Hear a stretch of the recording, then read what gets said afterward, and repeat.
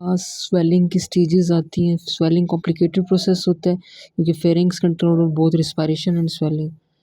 Oropharynx की ओरो means air भी और फूड दोनों आएंगी।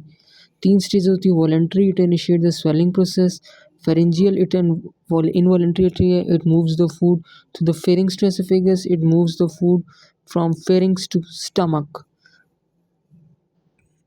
Voluntary bolus is ready after mastication. This bolus is voluntary squeeze होता है and is pushed into the pharynx by the rolling action of the tongue, and tongue move upward and backward against the palate and food is pushed into the pharynx.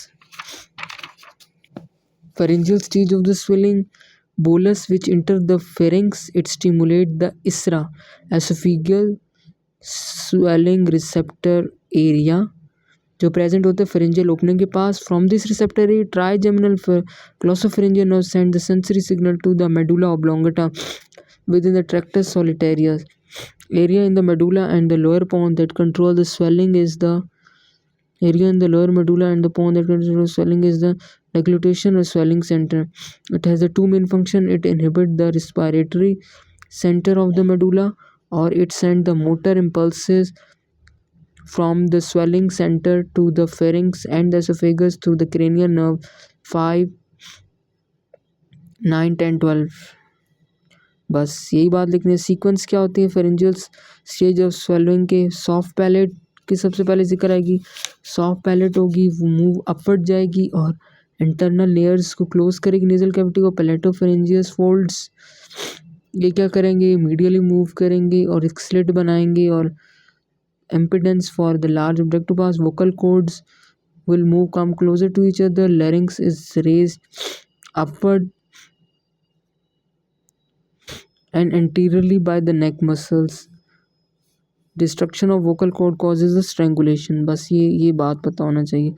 Upper oesophageal sphincter क्या होगा कि upper oesophageal sphincter 2 to 3 centimetre upper part of oesophageal muscular wall है, ठीक है। ये relax करती है, relax करेगी तो फूड जो होगा वो फिर चला जाएगा, अब फेरिंग्स से एसोफेगस में चला जाएगा। अगर स्वेलिंग नहीं हो रही तो फिर कॉन्ट्रैक्टेड स्टेट में रहेगा।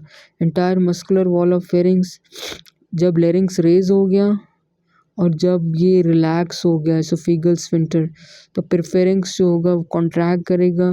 कॉन्ट्रैक्शन जो होगी अपर पार्ट में होगी, सुपीरियर पार्ट, फिर गोस्ट कॉन्ट्रैक्शन होगी मिडल पार्ट में, फिर ये कॉन्ट्रैक्ट करेगा तो inferior part of pharynx contract करेगा। Food will go into the oesophagus. आगे oesophageal stage of swallowing divided in 2 parts. ये जो हो रहा है ना सारा पार्ट फेरिंग्स कॉन्ट्रैक्ट कर रही है, ये प्राइमरी पेरिस्टालसिस में आता है। अब ये प्राइमरी पेरिस्टालसिस में डिवाइड हो गया सेकेंडरी पेरिस्टालसिस। वही वाला फेरेंजियल स्टेज में जो था कि wall of pharynx contracting, primary peristalsis हो रही है। And this sequence of primary peristalsis continue from the pharynx to oesophagus. अगर फूड जो हो fail to move from oesophagus to stomach, secondary peristalsis come in action. Secondary peristalsis wave it will do the proximal contraction and the receptive relaxation, यानी bolus से पहले contraction, bolus के बाद relaxation.